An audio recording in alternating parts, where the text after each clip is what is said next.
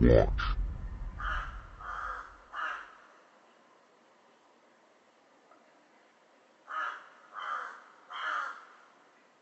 One. Welcome back, guys, to another episode of The Ravens Watch. I am your host, David Lee Corbo, aka The Raven, and I am joined today by Cheney. Cheney, can you please tell the wonderful people what it is that you do and where they can find you? I have a conspirituality infotainment podcast. And so I like to dissect words. My season one, I like to sit down with people and kind of dissect them. And if people were brave enough to go there and answer my questions, I found that I went through like shadow work and trauma healing from each of my interviews. And so it was kind of an interesting journey that led me up to season 2 of Project Cheney, where I'm trying to delve into these topics that people think are complete psyops or not real at all, and just sit with somebody that's actually really educated on the idea, and, like adrenochrome or like Aleister Crowley, and get different perspectives on these things of people that have actually done the research instead of it just being one word we flippantly hear about through the zeitgeist. And my newest project that I'm really stoked about is the Secret Society of Good Guys every Friday night at midnight on YouTube. And it will probably go other places eventually, but we just break down one word at a time. And so it's just like old school philosophy circle where we all know about the word a couple days ahead of time.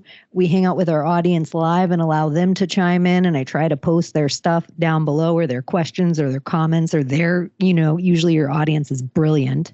And so it's like a live philosophy hangout room on Fridays. And I'm sure if you want to sometime, if you're ever up late nights, I'll invite you to come hang. That's very cool. In this space of this sort of, what was the term you used? It was a combination of conspiracy and spiritual. Conspirituality.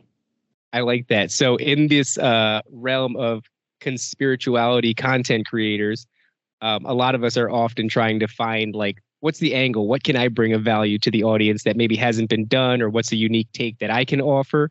And so it's a really cool thing what you're doing, breaking down sort of the etymology of a word and having that be the main focus. I did see your recent post about it, and I was like, wow, that's so cool. And I was like impressed by that. And then I was also impressed by the fact that you can stay up to midnight, because that is a realm that I haven't been able to access yet. I'm asleep by like 9:30 every night. I'm not a late night person, although it seems that all the fun is to be had after I go to sleep, and so I'm trying to adjust accordingly. I want to be a cool guy that stays up late, and so slowly but surely I'll get there. But while you were just talking, you mentioned a couple of things that I know we're going to end up touching on today, in the sense of adrenochrome.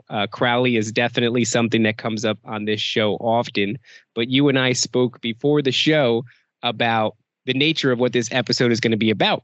And I think that I would love to expose the audience to this entire realm of, I believe you called it esoteric Hollywood. Mm-hmm. And I think that that is an apt description of what it is that we're going to talk about today. And we're going to go into Isaac Kappy, the Tom Hanks situation.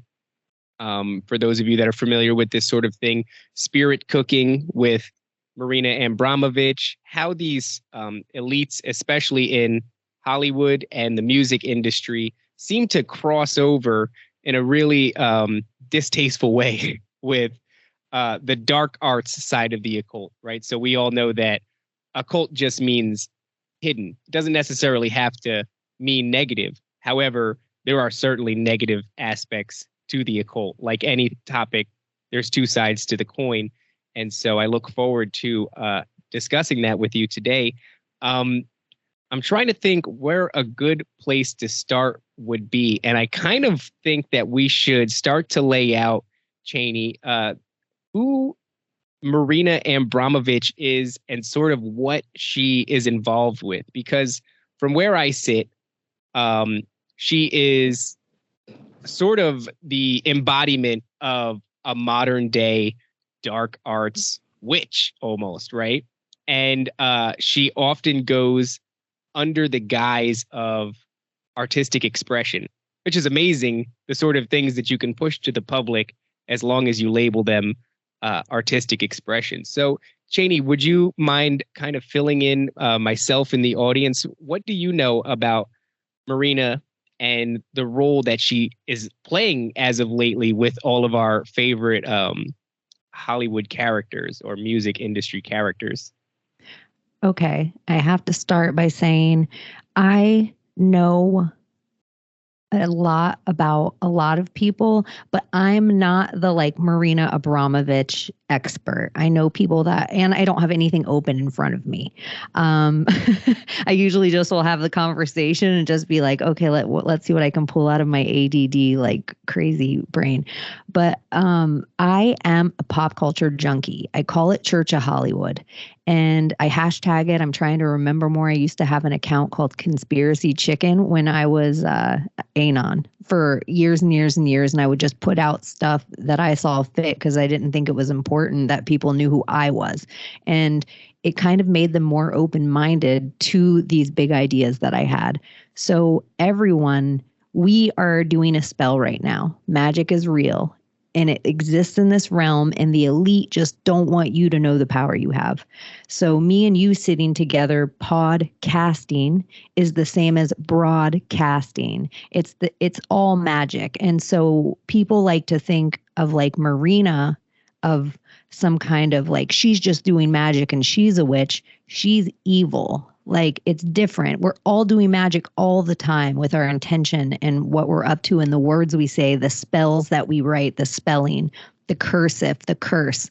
It's all these, we always think of curses as bad, but it's just words of these spells. And there's been witch burnings over time.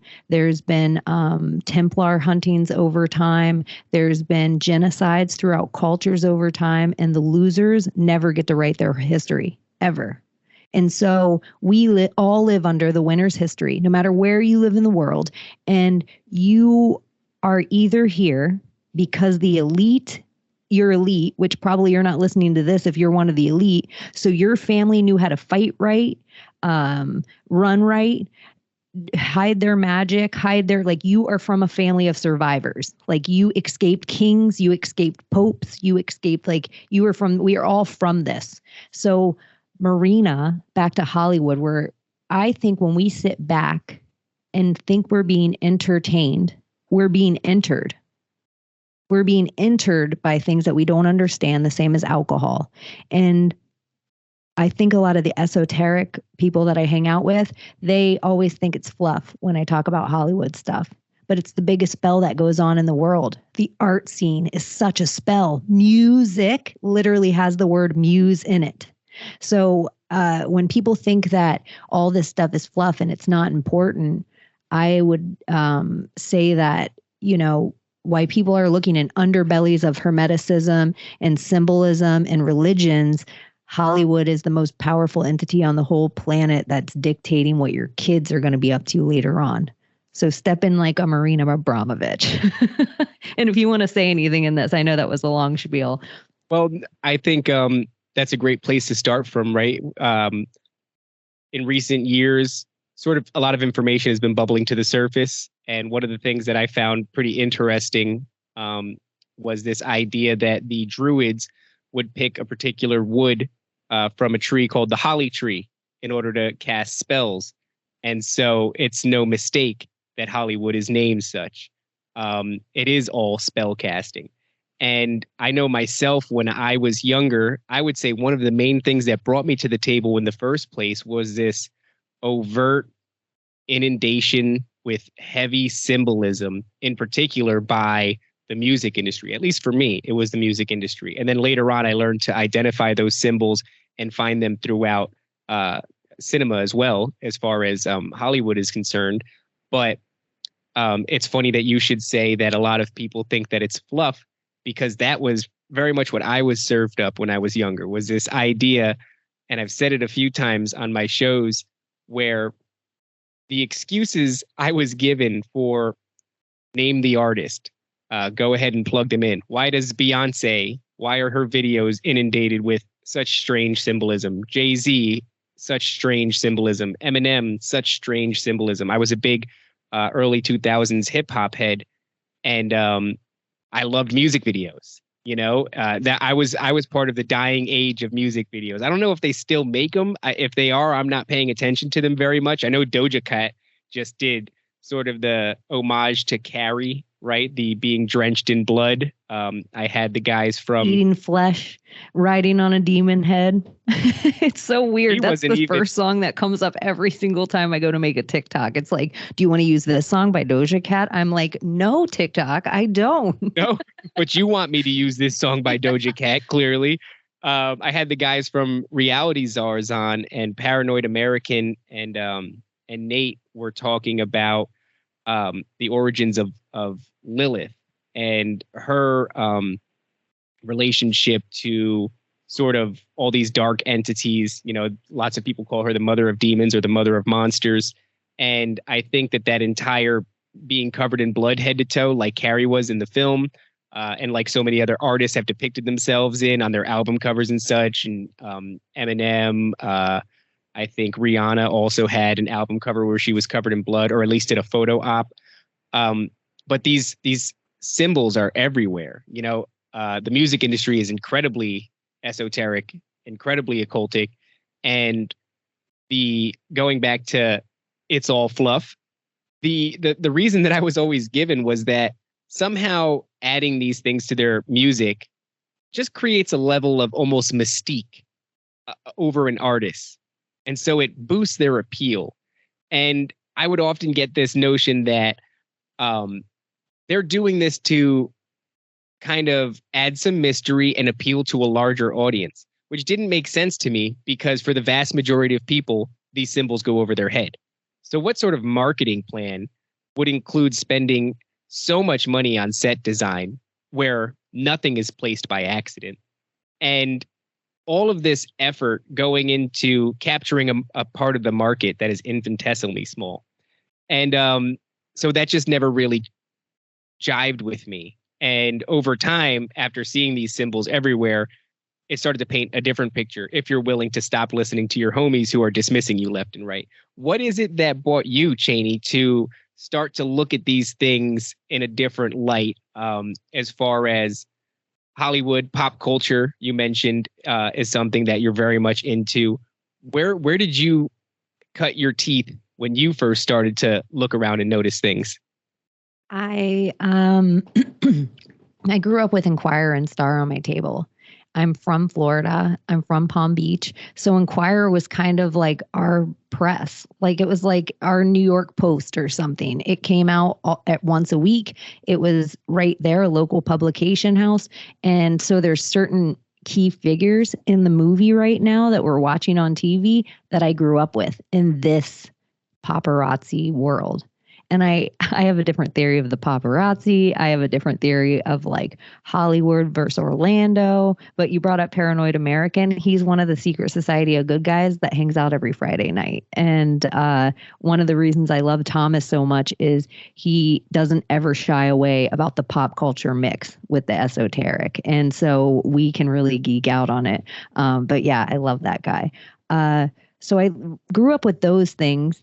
And I think 9/11 is a big thing that happens for everyone. But there is a couple of key things I remember, even in my little kid brain, being like, this is sus.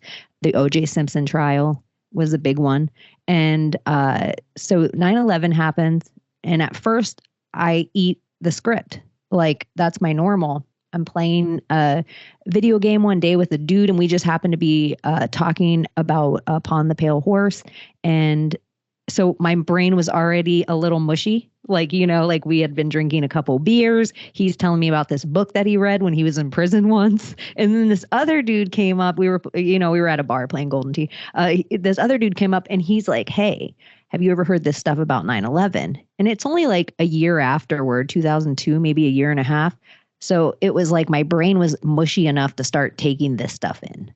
And so then I start eating Alex Jones. I start noticing Like I don't even care about politics yet. Like politics, like, you know, you have these key figures that, you know, like the JFKs or the like, you know, the ones they let you know about that they put in the movies and the TV shows.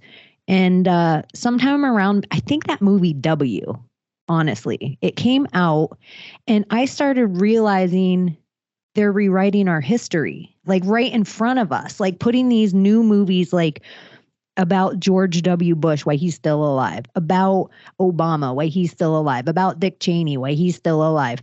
Oh, they're telling us right in our face why we're still alive. So we no longer go look at the books. And this isn't how it happened at all. Like they're giving me this whole other feel like, oh, he's just a dopey Southerner. And I'm like, I've looked into too much stuff about 9/11 to think he's a dopey Southerner. So then I started to look further back in the movie. I think that was my keystone was Forrest Gump. And it was like, I think, and I'm going to do a dig on this very soon. I'm just going to break this whole movie down with how I see it and how much they shove into this. And I think them putting Forrest Gump in all of those old tapes and in old films, it dawned on me that's what they've always been doing to us. Like they'd always been rewriting our history. That wasn't the first time they did it. One of the things they convinced us CGI was expensive. But really, we know the military is 50 years beyond our technology. And we know that the private sector is maybe even 100 years beyond that. So it never was expensive. This was all just there. So then I just started to look into Tom Hanks specifically. I started to dissect everything he did because I already knew about red shoes. So then I'm like, the man with one red shoe? Oh, bosom buddies, he's in a dress. I started like putting together all these other things that I started to hear about shaming rituals and like how they put it like truth in plain sight for karmic reasons, and how they even rescue animals for karmic reasons because of stuff they may do to kids. Like karma is a big thing for them with how they balance stuff. And then I see what's that movie, Castaway. So Castaway comes out and there's this Wilson volleyball, and it's like the Frazzle drip hand, and Lady Gaga's dressed like that. And at the Grammys one day, she's dressed in all head to toe. And then, you know, you start seeing Dwight Schrute on The Office do stuff, and you start seeing cartoons mock this on Adult Swim. And it's like every single thing, because of how much I knew, and I have this really weird auditory memory.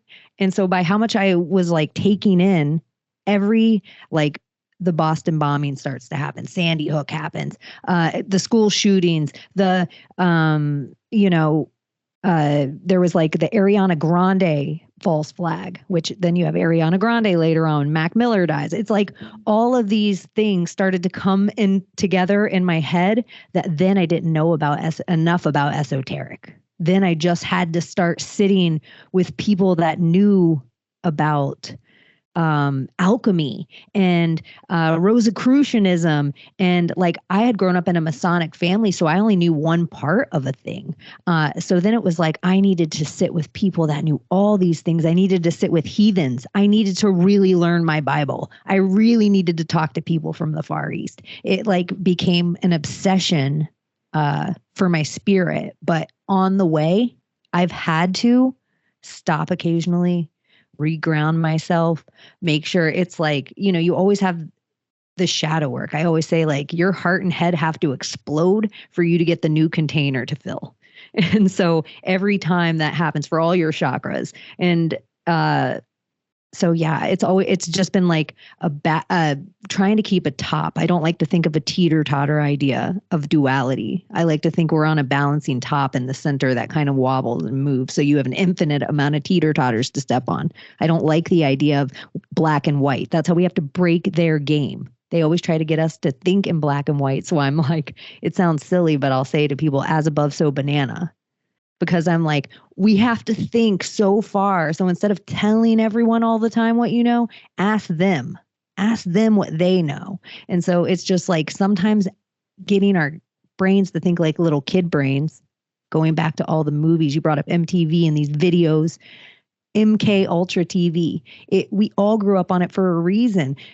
Kennedy, Carson Daly, you pick the VJ and I'll show you what news channel they're on still telling us the MK Ultra. It's like those VJs are all our same newscasters on whether you watch MSNBC, Fox, CNN. It's all not there. None of it's there to inform you. JFK tried to tell us that. Like it's all fake. And so the news, the Northeast, West, South, is them calling a spell to cast on you. They're newscasting.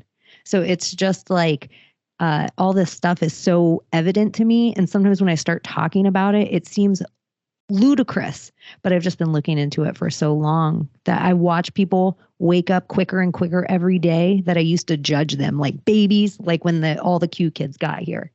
I was like, oh, this whole movement's driving me crazy. I'm so anti, and I was so blah. And then I realized, wait, I can help them dig. Like I always wished more people would be woke up. They're waking up in droves every day. Why am I being such a bastard? Why am I not helpful with this thing? And so, like I was the original black pill. So it's easy for me to be glittery red pilled now because I was black pilled. Like I can't believe so many people are woke up every day. But now my goal for them is go slow because it's alarm. It's shocking to yourself. It's heartbreaking. It's mind bending. And yeah. So anyway, I think that is, I'm sorry to interrupt, but you said something there that like I myself am guilty of. Having been at this for a while, I too kind of felt like, I don't know, this is going to sound stupid, but like, this is my occult esoteric secret. I've been ridiculed for years for even entertaining it, and now you want some of my esoteric secrets? You can't have any. And I would like kind of judge people that came in through QAnon or people who woke up because of COVID, and I don't feel that way anymore. I feel sort of an empathy for people because when I was younger, you were saying about how you have to explode your vessel in order to destroy that one and grow a new one. And the way you do that is you take in information that destroys your original paradigm. And then that way you're open to grow. That's a painful process. And especially in the very beginning, it's overwhelming. And I was blessed to have gone through that at 17 years old, 16 years old, where it didn't matter. It didn't really matter what a crazy kid said. I was just a teenager and, nobody really took it too seriously. Some of my friends thought it was interesting, but generally I was just dismissed. But now, imagine having that happen to you as a 30-year-old, a 40-year-old, a 50-year-old. Imagine having a career, a business. Children. That's always my one. I know a lot of parents that are so hard on themselves because, they vaccinated their kids and they're beating themselves up. And so I always and I used to have no empathy for them either. And then I went through a sickness of my own. And then I was like, shit. I had a friend who's so wise beyond her years. And she said, you only can do better if you know better. And so you can't hold guilt for what you didn't know, because every young parent or us out there, we think in our head, the doctor's there to help us. Like we've been brainwashed to think that. We've had our Chicago Hopes and our ERs and our Grey's Anatomies, and we've been like the doctor, indoctrinated doctor, indoctrinated. Like we believe they're there to help us. So many people are like, yes, help my baby. Yes, help me. Yes, help my parent. And so we can only do better if we know better, and you can't hold guilt for that anymore. It's not your fault. Like everybody's always like, well, we have free will. We only have free will if you have the information. Otherwise, it's a false paradigm. And that is what they're doing to us. They're putting us all in this false fucking paradigm. So we blame ourselves in ways like, well, we just pollute the world. No, we litter. They pollute the world. Like there's these things that we're just taking responsibility for that they do. We don't go to war. They go to war. Like we don't do this shit. They do this shit. They keep trying to convince us, even like World War. Think of the marketing. Think of how many wars have existed on our planet. The Mongrels weren't a world war. Napoleon wasn't a world war. Like, come on. It's just like the marketing that you have to have the WW, which is just a 3-3 on its side, to have that in your slogan, in your logo. And then it always involves a group of people that we're not allowed to talk about. And we're allowed to talk about every other group, but we're not allowed to talk about that group. And so I just think it's absurd, and I'm okay to say it now. Like we're just in such a broken world that my social credit score is so bad. I'm going to go to prison, or I'm going to fight so that everybody else, the kids underneath me, I'm going to plant trees that I may never feel the shade of, because otherwise we're going to internment camps. So everybody can black pill if they want to, but I'm like, nah, dog, nah, dog. I'll say all the things. So I don't believe the people of any nation are inherently bad. I believe the top of all the nations are probably bad, and the top of all the religions are probably bad. I think there's probably truth in every single one of the religions, including the little bullshit cults that people want to get down on. I think there's truth in all of them. Everything has to be 80% true to keep walking people toward it. That's how it works. So it's just your tools of discernment to like separate it all and to say, all the news is telling me about the same thing. All the papers are telling me about the same thing. Every big voice that they allow to be a big voice is all telling me the same thing. Whether it's on X, this new brand we have, all the same people that are allowed to be the big, huge accounts that never lose their accounts. Everybody else gets shadow banned, but they don't. They run the biggest rooms, and look at every single night we're talking about the same rhetoric. Every single night we're talking about the same rhetoric in all the biggest rooms. It's like a script, and I'm not running on the script. I'm not doing it. Yeah. But I've been looking at Hollywood long enough to know this part of it. We have to write the movies. We're the creatures who create. Like once you unplug yourself from source, you have no ability to create anymore. You can't pull on an ether.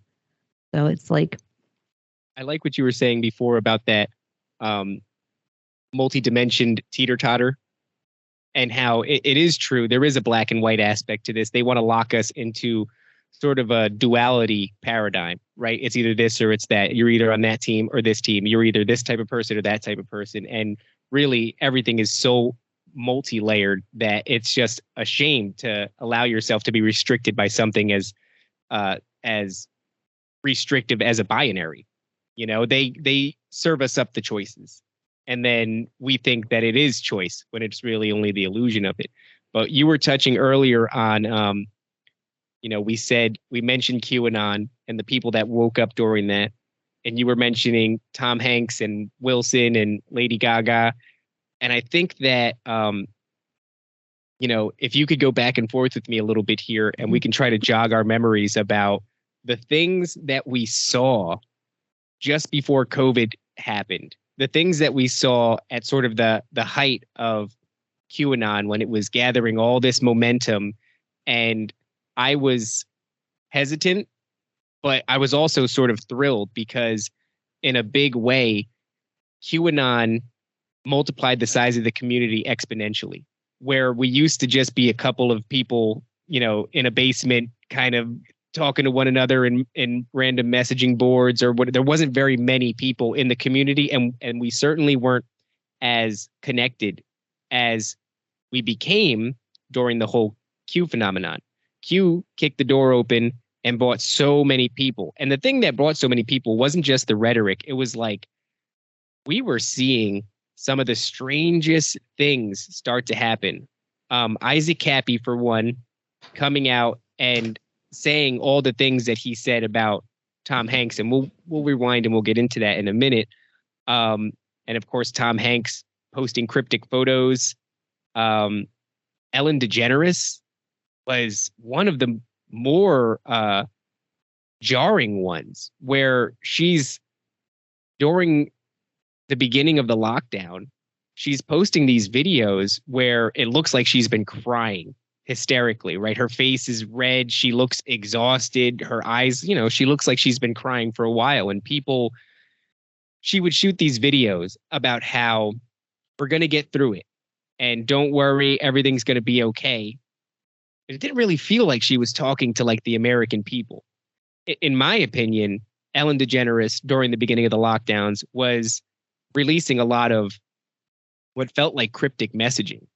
And there were images where it seemed like she had an ankle monitor on.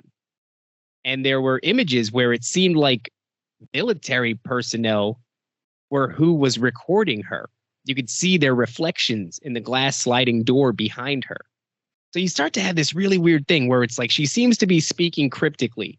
She's one of the main people wrapped up in this QAnon phenomenon who's being accused of child trafficking and adrenochrome harvesting.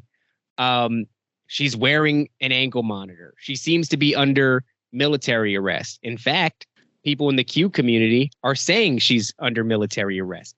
So all of these wild things are happening. At the same time, you've got Marina Abramovich running in circles with some of our favorite celebrities. And she's doing spirit cooking events. And we spoke earlier, I don't remember if we were saying, no, I think we said it on air, about the things that you can pass off to the public as long as you cover them in the veil of artistic expression.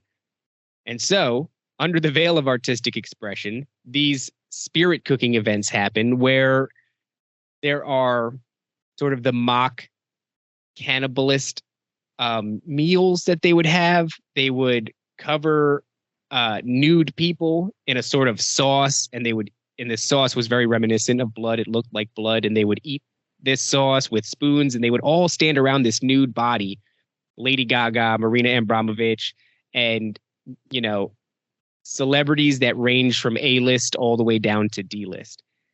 All of this stuff is happening at the same time. And then, lo and behold, Ellen DeGeneres just kind of goes away. She doesn't have her show anymore. They have a reason.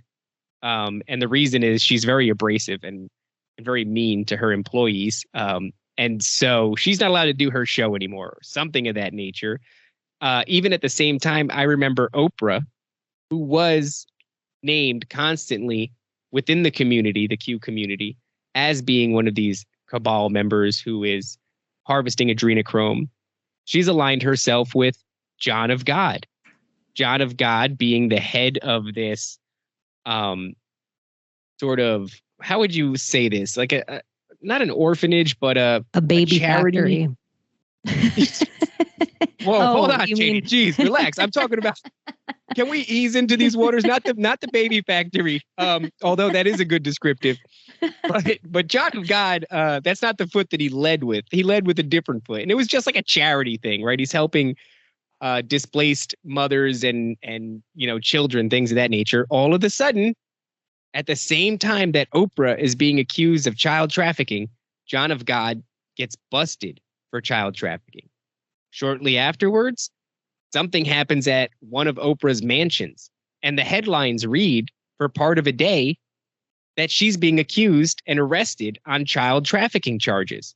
And then suddenly that goes away.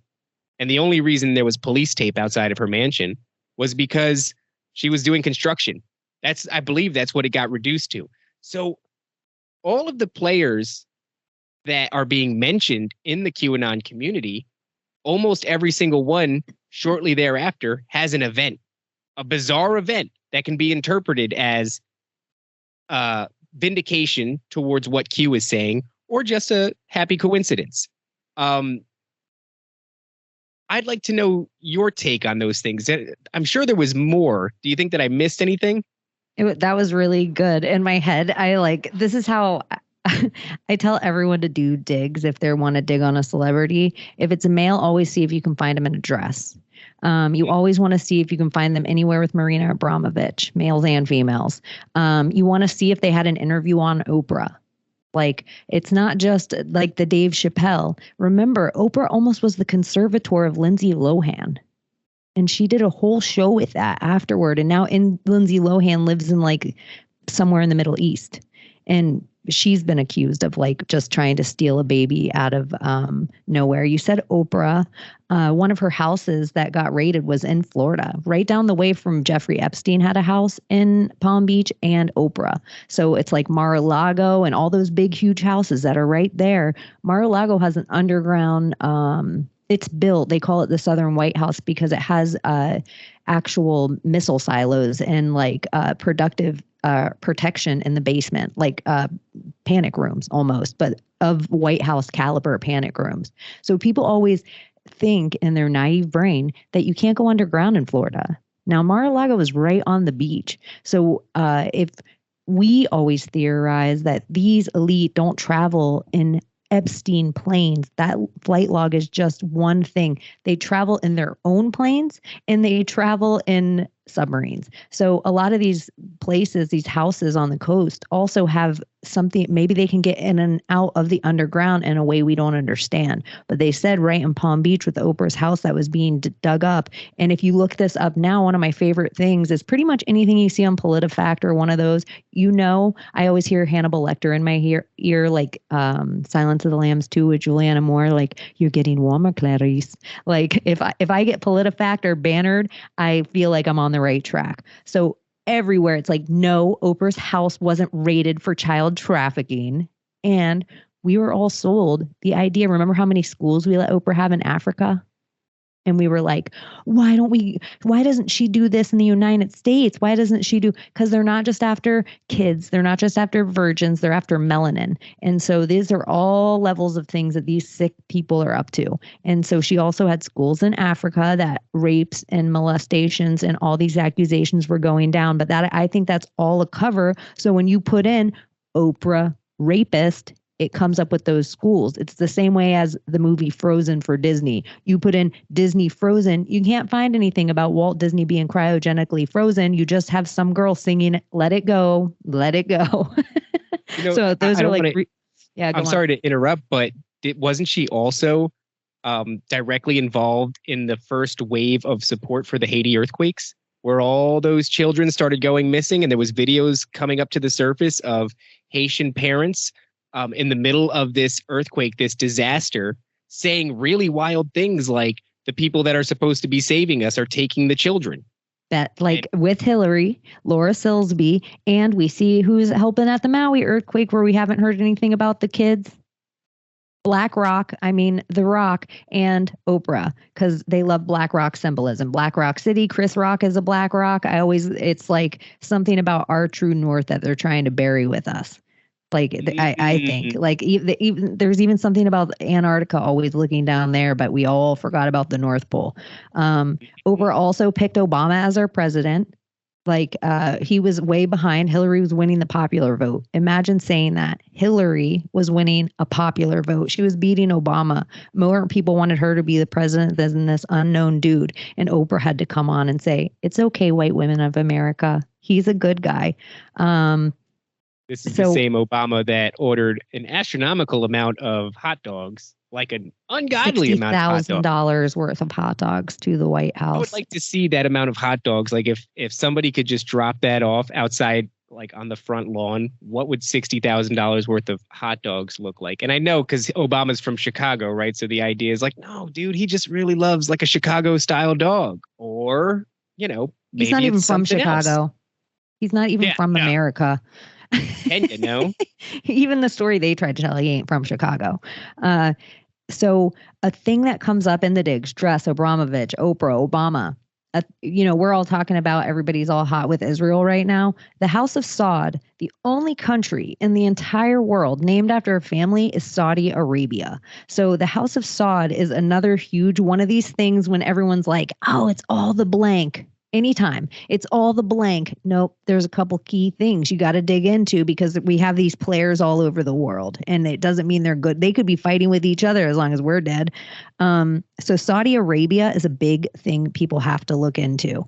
This attaches to Jamal Khashoggi, which attaches to Dodi Fayed, which was maybe Princess Diana's baby daddy when she died in the tunnel. But that brings up paparazzi again, that if there were a real secret society of good guys and I couldn't have security follow me all the time, I would dress them up as paparazzi and then they could follow me everywhere. And so I have this theory that these certain people that the Anons love to jump on, like the JFK Juniors, the Trumps, the Princess Dianas, the Paris Hiltons, the Britney Spears, some of these people could be secret society of good guys that are just being protected by what we see as paparazzi, but really is just armed security. Because Trump never let his own security go for the Secret Service. He always kept his own security the entire time he was in the White House, which I think is sus as fuck. if we're supposed to think the Secret Service is top notch. So, on that note, that's actually very interesting because the paparazzi wasn't always a thing. It was kind of a phenomenon that suddenly emerged out of the whole Paris Hilton debacle. She popularized this idea of the paparazzi and sort of is responsible for birthing this, I guess you would say not career path, but just this job that really wasn't there before. People took photos of celebrities, but the way that in our minds, the image that's evoked by the name paparazzi today, that was something that Paris Hilton sort of popularized. And so it doesn't feel organic, because leading up to that moment, there was just people taking pictures of celebrities occasionally, but not in this real concerted effort. And then all of a sudden, boom, the paradigm shifts. The paparazzi is now a thing. It's popularized by one of the biggest cultural influencers of the time, right? She popularized even the selfie.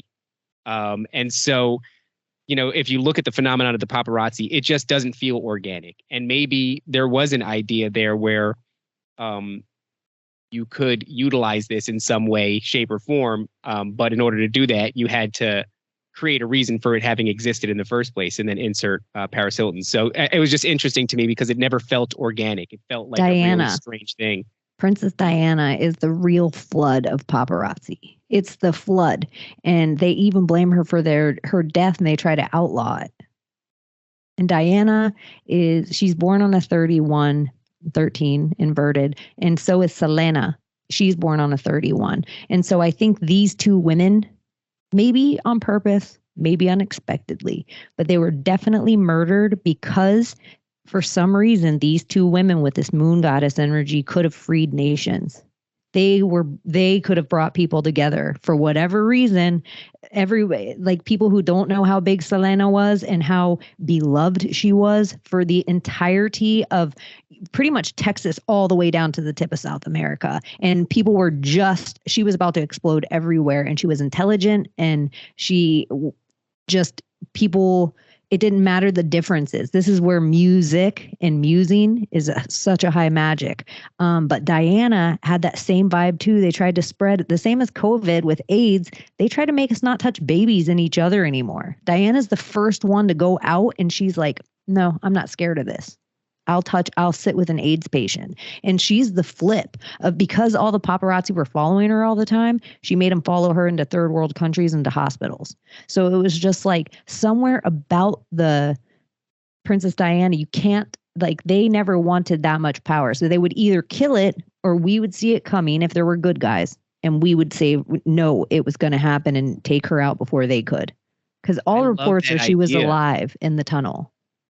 Janie, that's a really cool idea because I've never thought about it before. And that to me is what makes it a cool idea. It's like, damn, if you really did have like this society of good guys that were sort of depicted as the most parasitic, like terrible people. And I'm sure like some of them were, but the idea that within the paparazzi, there was moving amongst them this group of good guys that was responsible for protecting whoever it is that they were, photographing at the time. And especially, big characters like that, a Princess Diana or a Selena. And I'm really thrilled that you mentioned that because my wife is a massive Selena fan. And now I get to be like, babe, you should listen to this. You should actually listen to an episode because this one, we mentioned somebody you like. I feel like Selena's a whole rabbit hole and was totally sacrificed. Same as Diana. Like even the cover story, I think she is such a powerful, I think she is a whole episode. Selena, like the same as Marina, like getting, like they're all whole episodes of people. You started it with Tom Hanks, or you started with Ellen this time. And because it's just like they're all attached, it keeps going off. But so Ellen, when she was laying on her couch originally, I feel like we have to start at Tom Hanks because Tom Hanks is the first celebrity that we see get corona. And so he comes out on a corona typewriter. And at the same time that he is on his corona typewriter saying he's really sick, trapped in an Australian hotel room with Rita Wilson, Madonna's typing on her corona typewriter. All of this is being done at the exact same time that Cardi B is coming out saying, coronavirus, I'm scared, y'all. I'm scared. So they're putting this trance in us at the same time that LeBron James is saying, I don't know if I'm going to play.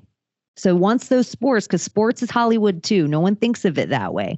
So once sports start shutting down And then these celebrities are scared. I'm scared, y'all. And Tom Hanks is saying him and Rita are trapped in the hotel. Now we all start LARPing, live action role playing and playing along. This is all magic. LARPing is high fucking magic that you have to do everything this way. So Cardi B, another, I believe, connection to Saudi Arabia. So then afterward, Tom Hanks comes out and it's his plasma bag, which is one of the most disgusting things. I don't know how, but it made me gayer. When I saw Tom Hanks's plasma bag, I was like, this is the most disgusting shit I've ever seen. So he comes out with his plasma bag saying, hey, you guys, I'm going to help cure COVID, and they're going to start working on a vaccine right away. So then that's the first little nibble that we feel safe because Tom Hanks, America's sweetheart, is telling us that he's helping make this vaccine with his plasma. Nobody knows that they also have Katy Perry and Orlando Bloom in the same hotel just in case they need to pull them out. Like, and say Katy Perry and Orlando Bloom are playing along, but they might not have needed it, so they never used it. But it was all part of the storyline at the time. So the COVID and the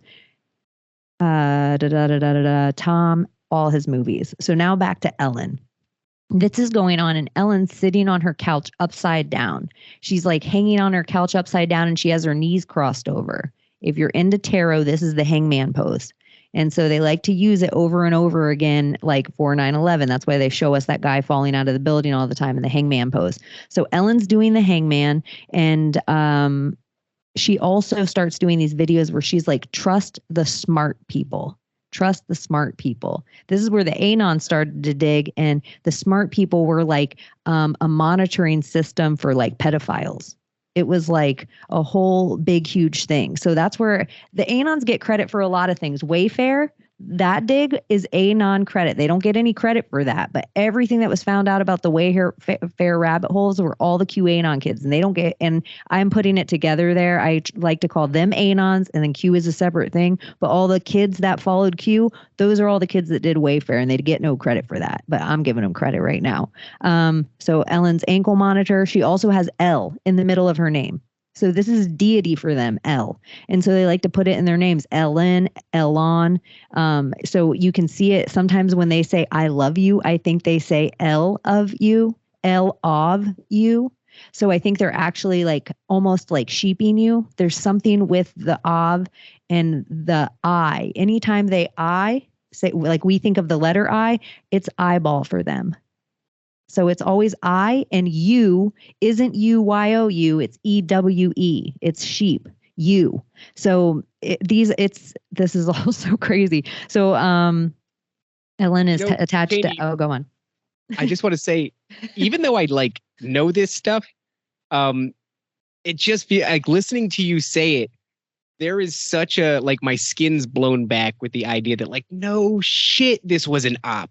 This was always an op. Like there's no typing on the Corona typewriters. Trust the smart people. Like it was, QAnon was one of the hardest things for me. I just want to say this really quick, and then I want you to go right back on the stream of thought that you were on because you're crushing it right now. But it's like QAnon for me was very difficult. I had been a conspiracy theorist since 2006, 2007. And like I said, it started with the music industry. And like I said, really, I was just kind of dismissed, you know, and maybe some of my friends thought it was interesting. Maybe some of my family thought it was interesting, but really we're just kind of concerned with my mental health. But nothing was as visceral of a reaction as when I presented QAnon shit to people. Like that really, people had, like, that was one that they didn't want to hear it. And it was also because, you know, it's like by that time, I was probably already, this was 2019, so I was 29 years old, right? So you're over a decade already of knowing that it's off-putting to people to try to convince them of conspiracy theories. Unless I had a homie every once in a while, we'd be, you know, smoking a blunt and they would be willing to listen to me and we'd be able to go back and forth. But for the most part, I knew at that point in the game when somebody was receptive and when somebody wasn't. And I'm only remembering now when you're laying out these things for me, it's evoking all these feelings again of the reason that I even wasted my breath is because this was so damn obvious. And I was convinced that if I showed people these things, that there's no way it wouldn't be obvious to them. And you know what? Maybe it was. And maybe that's why people had such a visceral reaction to me, because COVID was another one. But Q was the first one in a long time where people gave me pushback, didn't want to hear it. It wasn't just fun Dave, telling me wonky shit anymore. It was like, this is offensive and disgusting, and I don't want to hear it. And that is very much what I got. And the only reason I'm remembering now that I even wasted my breath is, well, it wasn't wasting my breath. I don't want to sound like it was negative. I was trying to communicate with people, but man, it was so obvious. If you had eyes to see, the symbolism was everywhere. The psychological operation, the subliminal messaging was everywhere. And it wasn't even like really well hidden. And yet maybe it was because it wasn't well hidden and it hinted at something really nefarious happening that people couldn't even stomach it. And it did wake up a lot of people, but I don't know where they were in my life because most of the people were just upset with me. So I just wanted to say that because it's almost like as you're saying this, especially when you got to the Corona typewriter and the smart people thing, it was like my hackles went up. Like I could feel my hair standing up on end because I remembered everybody forgets sometimes, like as we look further and deeper and further and deeper, sometimes we don't go back. Sometimes we just keep going forward. And sometimes it's good to go back and talk about these things because some of the insecurities we have about speaking aloud and saying, no, this is bullshit, is because we were beat down by people in our real lives and we just got lonely and quiet. And so we started to look in other places. And so it's really important that like your authenticity and the way you see the world and like your tools of discernment, protect yourself where you feel the need to. But I have realized in that Westworld way, people can't see what will hurt them.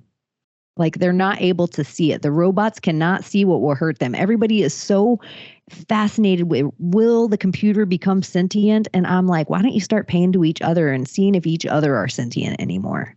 Like these questions of being able to like, don't push people's face and you cannot wake someone up. You can't peel their eyeballs open. We're not trying to Clockwork Orange anyone anymore. There was a period of my life I was trying to do that, but I had to go through my own shadow work and my own pain and my own grief. But I think you also have to get a little more humble before you get your next superpower. Because if you're an angry bitch, that isn't someone you want with a dragon.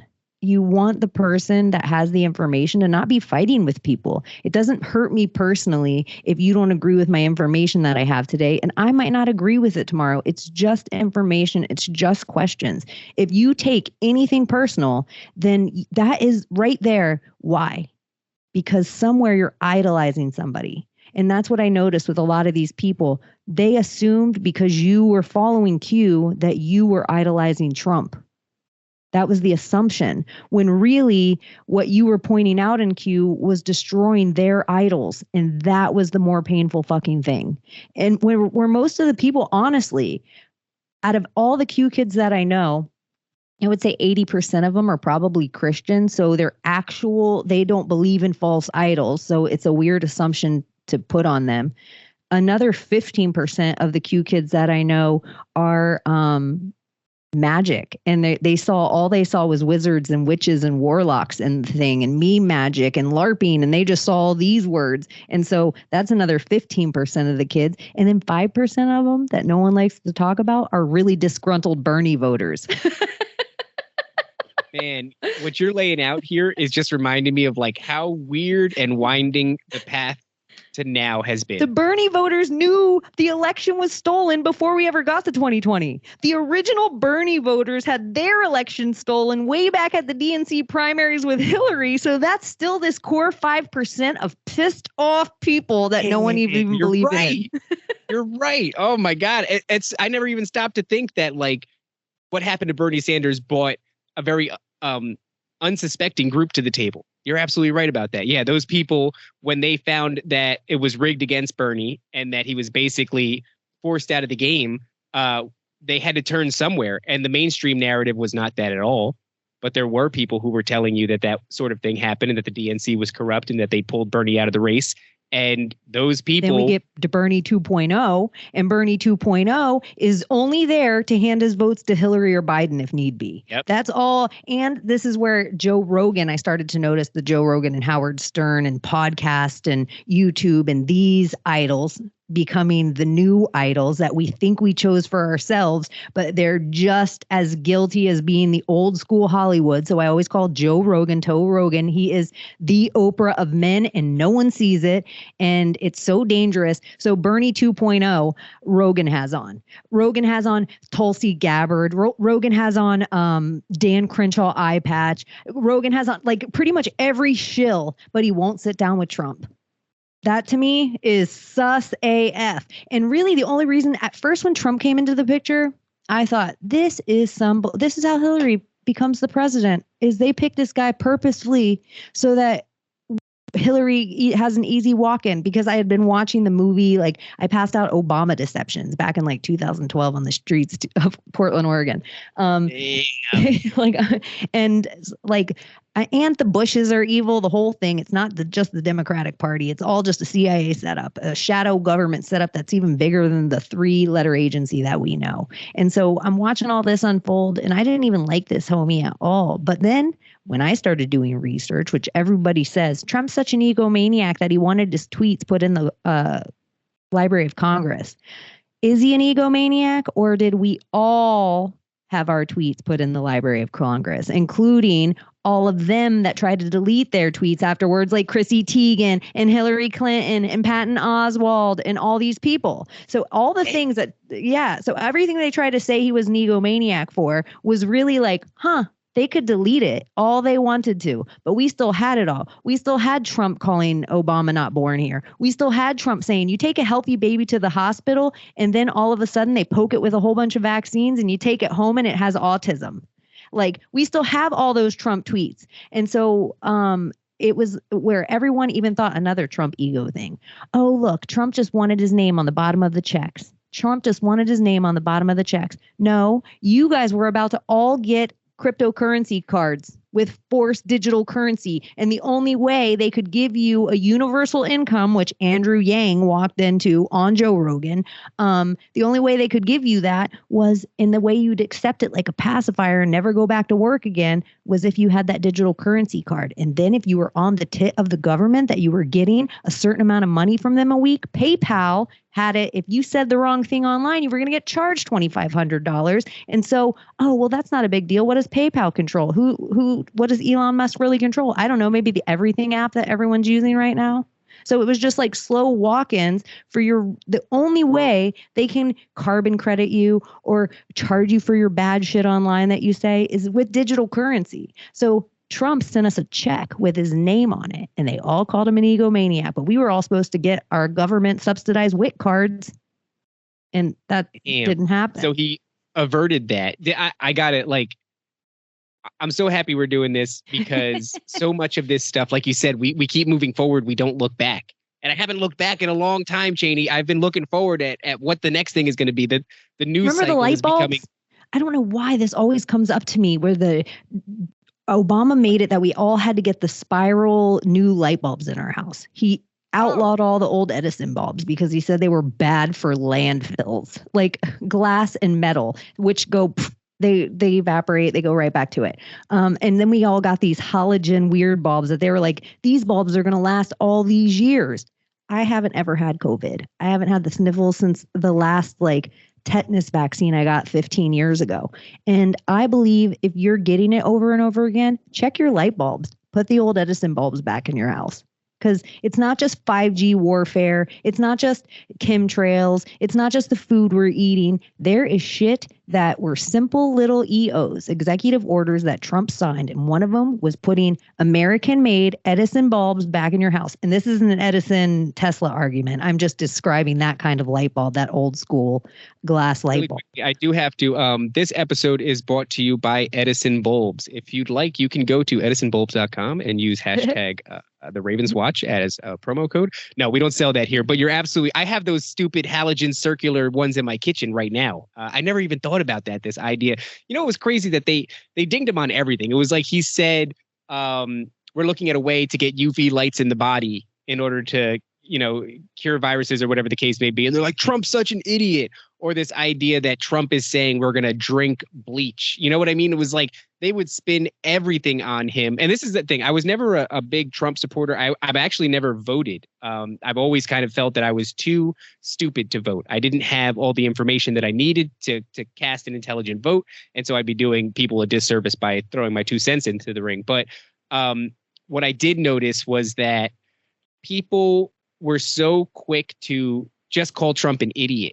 And I knew that that was disingenuous. Like, I knew that this guy was intelligent. I knew that they were mischaracterizing everything he said or did to put a spin on it in order to call it stupid, which was wild to me because that felt like nobody was being honest. Nobody wanted to have an honest conversation about the things that he did that were good or otherwise. They just wanted to characterize everything he did as stupid. But I was saying before that, you're right. We have been in this constant mode of looking forward.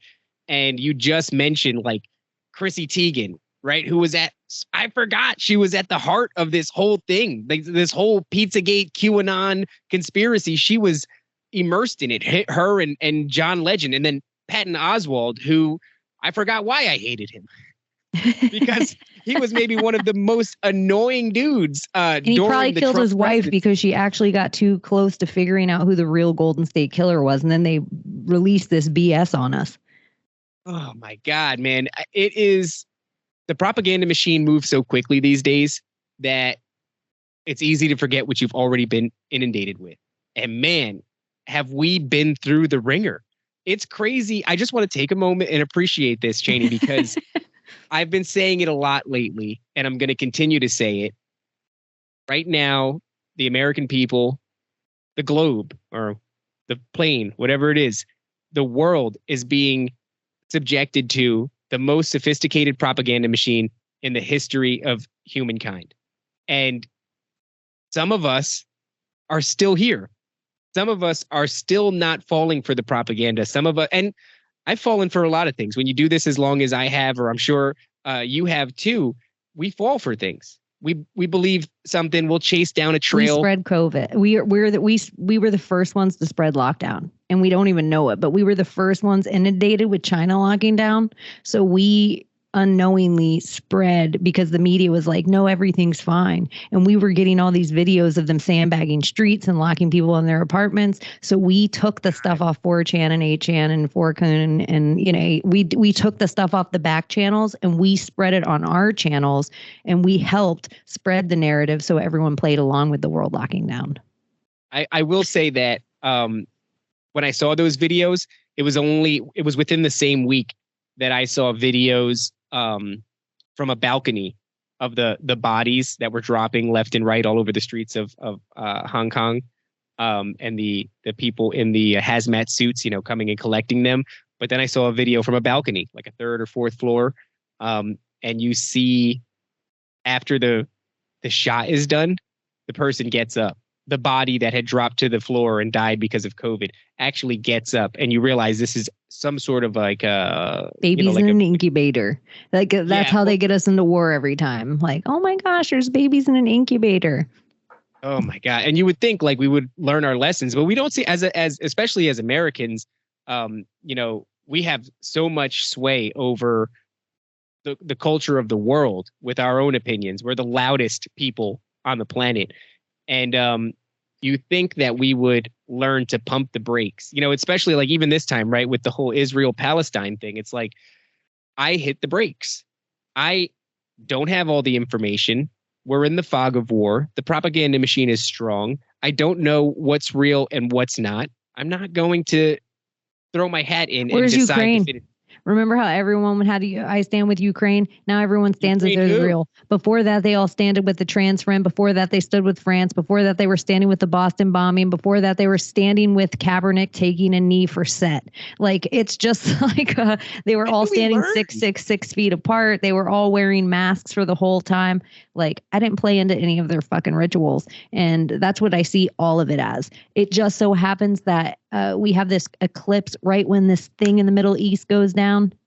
Like, come on now, everyone. And the Friday the 13th of it all, because then you have Freya and Frigg and like I like that though. I like the Friday the 13th of it all. Like that is, even though that speaks to me very deeply for some reason. Like that could be a phrase you use to sum up this whole damn thing. It's just the Friday 13th of it all, man. We have been beaten down and propagandized again and again, and we just keep falling for it. But I do want to let's steer back because we're getting far from. We were just about to start touching on Marina Abramovich, I think. Okay. And the role that she plays in all of this really weird stuff where it's like she's taking pictures in front of, I believe there's a painting, I forget what it's called, but it's a painting of Lucifer. And she stood in front of that painting of Lucifer with like one of the Rothschilds who looks like he's lost his source of adrenochrome and is dying on the vine. And all of them look like that. It's so crazy. And then she starts to become, I don't know. It was like she took the mask off and was suddenly now part of pop culture, which I thought was really strange because it wasn't very long ago that we wouldn't have accepted this. What is she? What's her ethnicity? I think is she Swedish or Serbian or something? And so I don't think that people would have accepted her 15 years ago. You know what I mean? But all of that stuff that we talked about earlier on when it comes to the symbolism in the music industry and in Hollywood paved the way for a character like her to be publicly accepted and not really scrutinized, although she is scrutinized by the conspiracy community. But, you know, like all the stuff that we just mentioned about they support this thing, they support Ukraine, they support that thing. They don't care what we say. Clearly, they just keep falling for the same crap over and over again. So even though the conspiracy community is scrutinizing of Marina Abramovich, nobody really seems to give a damn. And she's still just allowed to operate within pop culture, seemingly without much abrasiveness or resistance. And she's got all of these different practices. Can you tell us a little bit about like what you know and the imagery associated with like all this spirit cooking crap? Like there was so many videos coming out at the time of her doing the weirdest thing. It was like, you know, John Podesta, you're going to dig a knife into your ring finger and eat the pain or some crap like that. Do you remember all that? Cut a knife into the middle finger of your left hand and eat the pain. Why? What the hell is that? And you can find celebrities all with a Band-Aid around their middle finger.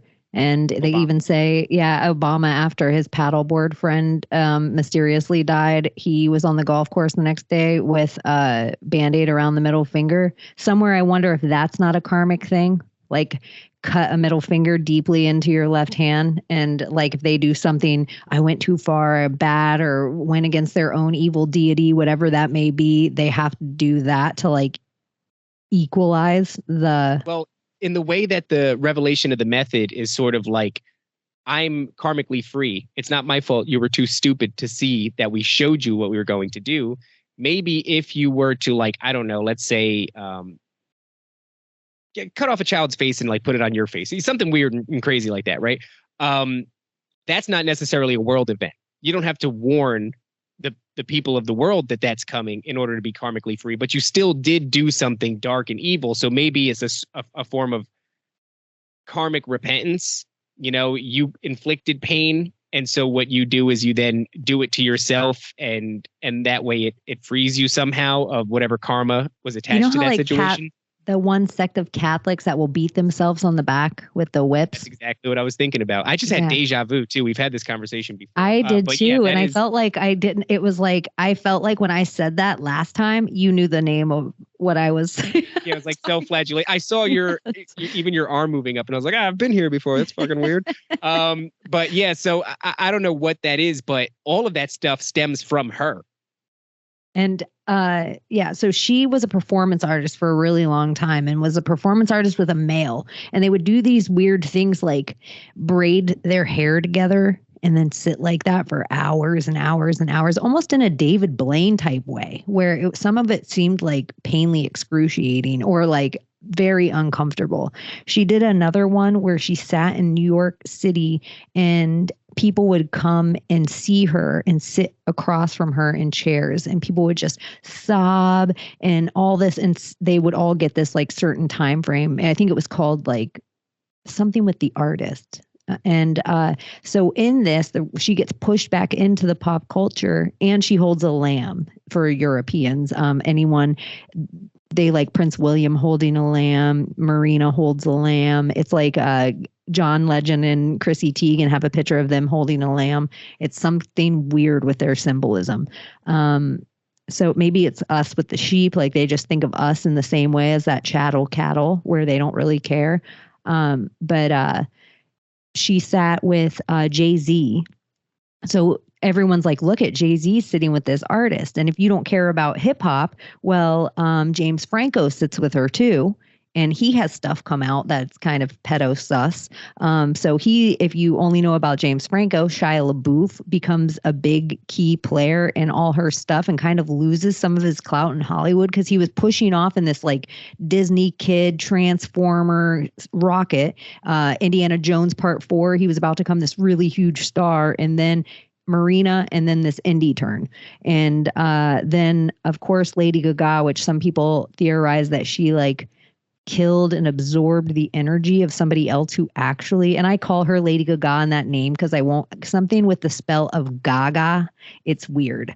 Like it's something baby, like I'm saying, I don't know, like lady baby. Or it's Gaga, like I'm about to do a spell like Bedknobs and Broomstick shit. Like I don't like it. And I usually mock all their names when I'm saying them anyway. Because I quoted, I was like, I haven't detected an accent in Chaney up until this very moment where she said Gaga. Yeah, it's like her thing. So some people theorize that Marina is Lady Gaga's mom. So you can find Lady Gaga in meat suits and all these weird, like, start looking into her outfits that she wears, start looking into like her horns that she wears. She has a lot of Moorish horn symbolism. Which when she was in that meat suit, she had a crown as well. And so there's definitely, you don't get to escape the imagery of whatever the crown is. There's definitely a lot of. And the Met Gala. That's where it's like you see a lot of these celebrities at the Met Gala, which people think Metropolis, but Met also means meat. Like it's another like translation of it. So you have fashion is super high magic. The house of Gucci, the house of like Versace, the house of these things have been in the zeitgeist forever. Fabrics and colors matter. And I also believe it is the oldest language. It's the language that deteriorates. So we are all under this idea that Sanskrit or runes are the oldest language. But my argument would be those are the ones that were written in stone after we had tools, bigger tools. I think we would have spoken fabrics and beads way beforehand, and it would have just deteriorated. And I would have wanted it to deteriorate. We wouldn't have wanted permanent language. Yeah, I agree with that. That it just makes sense that would have come first. And when you look at like, there's two things that besides music, Kanye West is really into. And it is all of this occult art, right? It goes right back to the art of things where for some reason through artistic expression, you can get away with a hell of a lot, but also fashion, where Kanye West is immersed in the fashion world. And around the same time as all of these events that we're describing from Tom Hanks and Ellen, Marina and Lady Gaga, Kanye is accusing Kim Kardashian of selling their child for sex. Do you remember that happening? It was like he was coming out and it wasn't in so many words. It was a really strange, I think it was a text message. And the way that he worded it insinuated that there was something that was going to happen to his daughter at the behest of Kim Kardashian that was sexual in nature.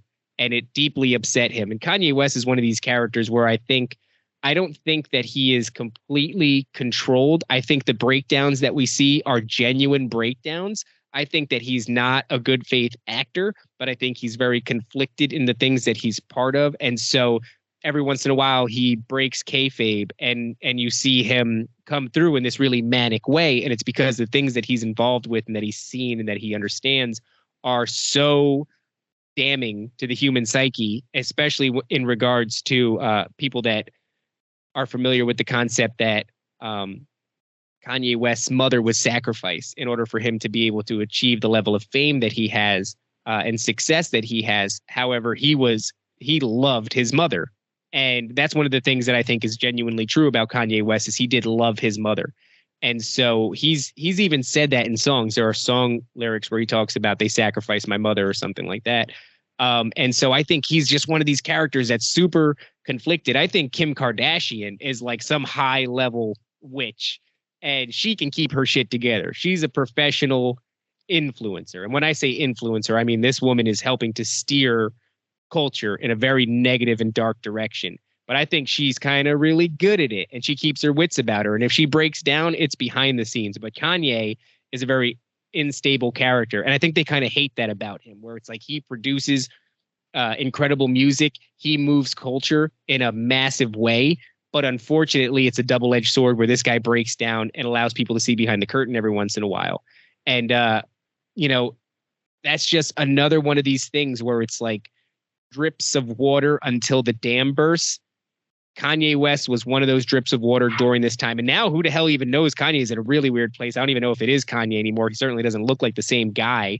And that goes into all these weird cloning facilities and things of that nature. But he was another one where it really seems like this era that we're describing shook the foundations of so many different worlds, but really pertaining to Hollywood and the music industry. And there were fissures and cracks and things split open, and some people went away like Ellen DeGeneres and other people went insane like Kanye West. And who the hell knows where Tom Hanks is to this day. He makes very few appearances, and the appearances that he does make are very questionable, when this guy was like at the forefront of everything. He was the Hollywood sweetheart. Tom Hanks was my wife's favorite actor until I was like, no, he's drinking babies. And now she's kind of backed off on that. But this time, once again, I just got to go back to that. We keep moving forward. We keep looking forward, and we very rarely look back. And this episode so far has given me the ability of hindsight where I'm like, damn, it was so tumultuous. It was ground shaking. And I remember just being in those moments like, what the hell is going to happen next? And then when COVID popped off, we were inundated with the fastest news cycle anybody's ever seen ever. And now to this day, here we are, October 16th, 2023. And every other day it's a new thing. We used to have like a 2-week long cycle. And I remember saying that 2 weeks was about how long something would stay in the media till we went on to the next thing. And I thought that was crazy. Now, like 2 days. Yeah, it's so quick. And I think part of the like Hollywood thing has been to make it so quick on us. Like, it's like we get a little bit of war stuff, and it's actually the trauma of MK Ultra that they're kind of doing, where they're like, here's something that's really hard for you to stomach. Here's something that really makes you feel good. Here, we're going to traumatize you again. And it's like, we don't even realize it's happening to us in these cycles. Kanye, he is a Britney to me, where I stand on the fence of like some people, I believe if you did bad shit, you did bad shit, but it doesn't mean you might not want to save your own soul and whatever that means to you. Like there might not be ever going, there might not be going back to us. There might be shit about you. Like even Isaac Cappy said that he did shit that, just pray for his soul about, and he would never really fess up about it. So there's people like Britney or like Kanye. I always use Anna Nicole Smith, like look back again at another example. I think she was a perfect example of how they would maybe take somebody who wasn't always involved. Like Britney was always involved. She's a Disney kid, but like a Kanye, for example, and you were sometimes normal. And then you have a relationship with a Peter Nygard, this really wealthy billionaire who's as deep as an Epstein, as nasty as a Jimmy Savile, and he tortures you. And maybe the only thing that can keep you safe is another billionaire. So what everybody thinks, Anna Nicole Smith is a gold digger marrying this old man, she was really just trying to get away from Peter Nygard. And so another thing, once the old man dies, Howard P. Stern, the attorney, not the radio show, becomes her new handler. So we see Britney with these handlers. We see like Kris Jenner seemingly is one of these handlers. But Britney lets us know they take all this blood from her all the time. And so I think they split these people's I think all of us could be split personality in our head if we had enough torture, trauma, or something. Something could happen inside our brain where it splits, like the movie Split. And so, of all of those different characters that come in us, we get a different heart rate, we get different accents, we get different blood flow, we get different adrenaline flows. So, of all the alters they can create, their favorite altar, I believe, to drink off of that produces the purest amount of adrenochrome to them is the little kid. So that's why we see right before Anna Nicole Smith dies, she almost gets trapped in that little girl. We see Brittany sometimes fade off into that little kid self where it almost seems like she has all these different alters. They've done studies forever and ever that people with higher levels of schizophrenia have higher levels of adrenochrome in their body. So I think when we see Brittany manic, Kanye manic, that is when they capture them. Like they're almost coming to that they're seen through the thin veil. They're about to say all the shit. And when you see them in these outbreaks, whether they're shaving their head or on stage, just having where they're like, oh, Kanye's gone crazy. He goes somewhere. We don't see him for a bit. He comes back with bleached hair. And then he has to go through whatever he marries Kim Kardashian, a high witch where all her sisters are labeled with K. Chris's mother is a high witch. And so every man that they've been with, somewhere I think Chris becomes the conservator of the man and they somehow drain his energy force. Like it's such a weird, even from them dating this archetype black man to moving into this hip hop black man to moving into this scrawny white kid. It's like all seems like they're all doing the same trend that we're watching. So we go from like Kanye to Pete Davidson. Yeah. And that was about the realest thing that Rogan said, right? In his comedy special where he pretends to be like this demon that's hovering over the body of Kanye West and trying to convince, or no, maybe it was Bruce Jenner. Bruce Jenner, yeah. And trying to convince him to change his gender. And he was doing it like some sort of demon. It's funny enough that was kind of like Rogan's biggest bit ever that he did. But the whole... That is such it's like a circumcision of the American male to take the gold medal winner of the decathlon where he did the 10. Yeah, the decathlon. He did where it was like such a thing. He's Wheaties box. He is the American poster male. So to turn him into a female and the slant, which I think is so ironic, he doesn't pick a K, even though he could be Caitlyn with a K. He picks Caitlyn with a C, which is one of his son's ex-girlfriends. It's like such a weird thing at the time, but he picks Caitlyn with a C, not to bring it back to Q, but if you look, the Kwa in Kemet in ancient Egypt was a Q. Anything that was that hard K sound was represented with a Q. Some people say the original Jesus fish was done with a rope, and so it would have looked like a Q, the old Q on its side. When you see all these different languages come in and Egypt or Kemet gets taken over by Egypt, and then we see the Roman and Greece Empire come in, the Q gets rinsed and we start seeing C and K everywhere. And so I even believe some of anything they call racist, I'm like, that's probably was a total lie. But I think even some of that, like the KKK all the way across the Kardashians, it's like somehow like if a sigil. Yeah, like we don't know the sigils well enough and we just think they're numbers and letters, but really there's some darker battle going on where like, the K that they see everywhere. And like, I don't know. It's really interesting what you said about the whole, splitting a personality, right? That there are higher levels of adrenochrome within schizophrenic people.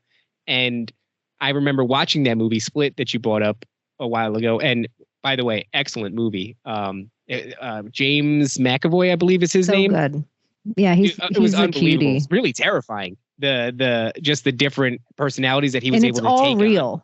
That shit is real. Like where I could take on the personality and let's say I was a, huge Hawaiian in my head where all of a sudden I could lift 250 pounds with my same body. And you're like, what? But that's what they really like, where you take on a character of like, you're like, no, I'm a Romanian princess and you know how to play the piano in that character. And you've never taken a lesson before in your life, but that character knows how to play the piano. That is so like Split. It's like where he's a mom sometimes and he's a monster sometimes. Like wild. People think that that's ridiculous, but you have to think about people who have head injuries and then suddenly they can play piano or they're fluent in another language that they've never learned before. We don't have a really good grasp of how the human mind works. And we think that we do, and you can trace it all down to like, well, this segment of the brain is responsible for this type of behavior. But then you have instances where people will damage a part of the mind or a part of the brain that's supposed to be responsible for like motor skills or language. And yet somehow it persists and they're able to operate still. And so, it's funny because I constantly hear this like, oh, we know that this part is responsible for that. But then suddenly I'll hear a story. A guy gets into a car accident, has the language section of his brain destroyed, survives the accident, and can still speak, even though he shouldn't be able to. And in the movie Split, I think there's an opening monologue. And I don't know that this is a fact. I never researched it. But what they try to at least convince you is a fact, which I wouldn't be surprised if there's cases of this, is that what you're saying, the attributes of the individual can change from one personality to the next in a schizophrenic, but also the blood type can change. And if that is true, we don't understand shit. I have an aunt who, on my show, we delve very much into the paranormal. I've had a lifetime of paranormal experiences that have informed my interests. And my I don't know aunt, if it's the actual blood type. I know it's just the adrenochrome levels for sure. I just want to correct that just in case. right. Well, what I'm saying is the movie Split says that. And I don't know that that's real. Fuck. But that's part of the opening monologue is this idea that the blood types. And I don't know that that's real, but I imagine that there's probably some anecdotal evidence for that, or else they wouldn't have brought it up because they tried to say it as if it was fact. It was not a character saying it. It was the open narration of the movie. But my aunt, who is schizophrenic, she would have these really weird stories she would share with me when she was lucid about being visited by what she called the devil, and that the devil had a scent, and that the scent was like sulfuric, rotten, putrid. And I always thought that my aunt was just terrifying. That's all, just kind of out of her mind and scary. And then over time, I have, in my own experience, interviewed people and also listened to testimonies of people who have had experiences with paranormal entities. Pick your variety, whether it's ET or a shadow person or some sort of demonic entity. And very often, even with Bigfoot, you will hear this sulfuric, rotting smell associated with the entity. So once you start to collect enough of those, I'm all of a sudden looking at my aunt and I'm like, oh shit, what the hell did you see? Like, you know what I mean? Because even though she's unstable and by definition, paranoid schizophrenic, she's still describing something that people who are not schizophrenic describe. And once you have a body of evidence that's large enough, you have to start to consider that there's something there. And I think personally that there is something there. I don't know why they smell like sulfur or rotting, material, but my aunt has described that. So I say that just to say, especially in the realm of schizophrenia, we are very limited in our knowledge of it. What they call crazy and what they call insane. We just have to remember just a short time ago in the United States, they shut down all the quote unquote crazy houses. All those crazy houses were built by all the same quote unquote philanthropists that built our school systems and did these Rothschilds and Rockefellers and weird experiments. And when you look back into everything we found out about Jimmy Savile, he was going into not just child hospitals, but insane asylums. And we see all these insane asylums get shut down at the same time because they probably didn't need them anymore to do what they were up to.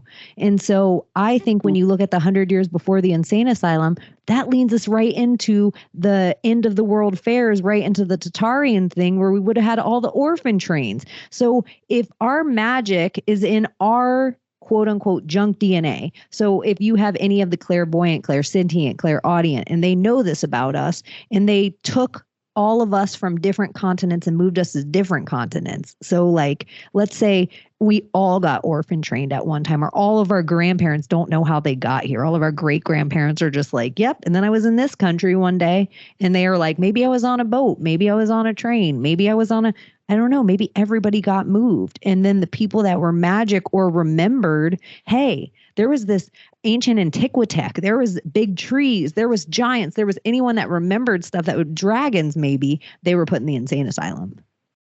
Oh my God. I don't think that's just terribly disturbing Yeah, the people we call crazy could actually be the people that, if we were in ancient tribes, they might have been our medicine men and women. Right. Well, that's what we used to do with people. We used to say that they were spiritually gifted, and those were our spiritual leaders. And now we medicate them into oblivion. And it's like we don't know how to treat it, but we do know one thing: the medication subdues that part of them. So it definitely seems like if you look at the results, right, it doesn't seem to be about correcting an imbalance as much as it's just subduction.